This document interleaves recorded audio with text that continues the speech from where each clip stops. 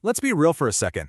The world of modern data architecture can feel, well, impossible to keep up with. It's complex, it's always changing, and it's absolutely drowning in jargon. So today, we're going to cut through all that noise and actually make sense of where we've been and, more importantly, where we're going.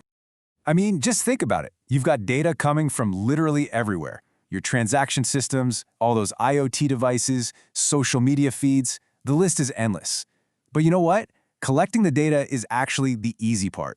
The real trick, the billion-dollar problem, is how to turn that chaotic flood of raw information into something you can actually trust for your analytics and AI. And that's the big question we're tackling, isn't it? How do you build a system that can handle this insane scale, keep the data clean and reliable, and make sure it's actually usable without it just turning into a costly digital mess? All right, so here's our game plan. We're going to start by looking at the old-school approaches and the problems they created. Then we'll introduce the hero of our story, the data lakehouse. We'll even pop the hood to see what makes it run, find out how it's fueling the generative AI boom, and finally, we'll look over the horizon to what's next, the data mesh. You know, to really get why things are the way they are now, you have to go back to the beginning.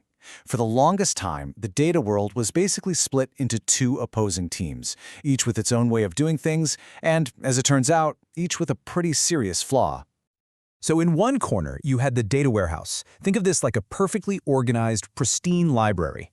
Every piece of data had to be cleaned, categorized, and fit into a predefined structure before it was even allowed in.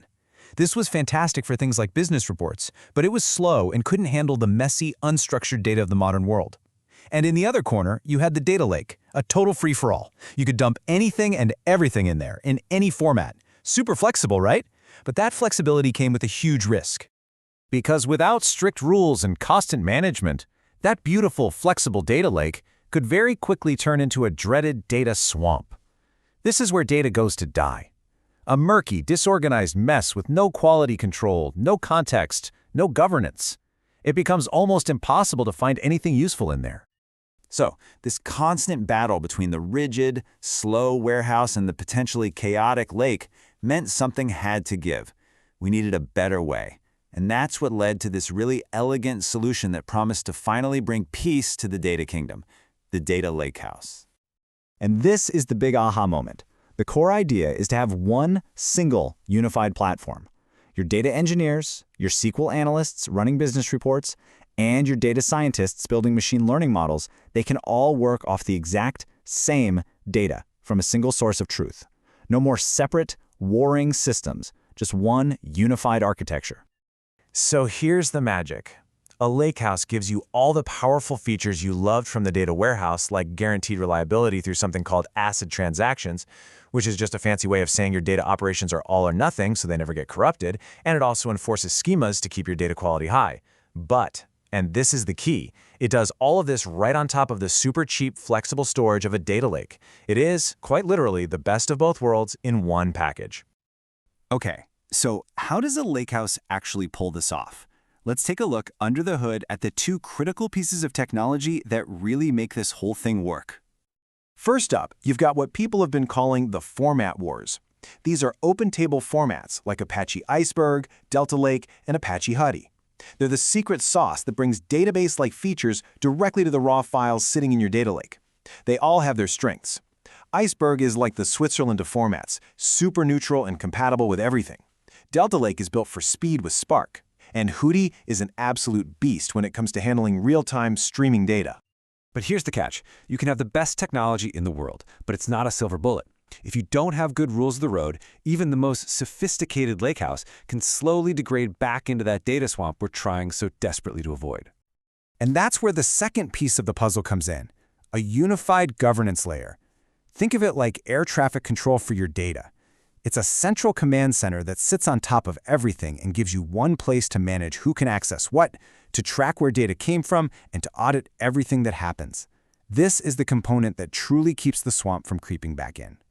Now, we've got this amazing, highly organized, and well-governed data platform. So what? Well, this is where it gets really exciting, because this new architecture just so happens to be the perfect foundation for the biggest thing happening in tech today, generative AI. Look, generative AI models are incredibly powerful, but they have an Achilles heel. Their knowledge is kind of frozen in time and very generic. To be truly useful for your business, they need access to your data, fresh, high quality, and specific to your company's world. The Lakehouse makes this possible with a really cool technique called Retrieval Augmented Generation, or just RAG. It's simple, really. When you ask the AI a question, it doesn't just rely on its old generic knowledge. Instead, it reaches directly into your governed Lakehouse, pulls the latest and most relevant company info, and uses that fresh context to give you an answer that's actually accurate, up-to-date, and grounded in reality. Okay, so the Lakehouse solves the technical problem of unifying our data. We got that. But what's the next big hurdle? Well, it turns out it's not about technology at all. It's about people. It's about how we organize ourselves. And that brings us to the data mesh. Now, this is a super important distinction. A data mesh is not a new technology that replaces your Lakehouse. Not at all. A Lakehouse is a technical architecture that answers the question of how you manage data. A data mesh is an organizational philosophy that answers the question of who manages it. The data mesh is built on 4 principles that basically flip the traditional model on its head. First, it says ownership of data should belong to the business teams that know it best, not some central IT group.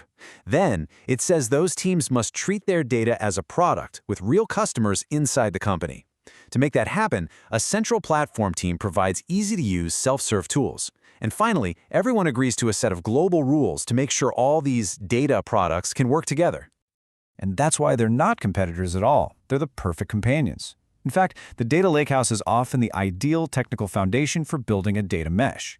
Each of those business teams can use the lakehouse to build, manage, and serve their own individual data products.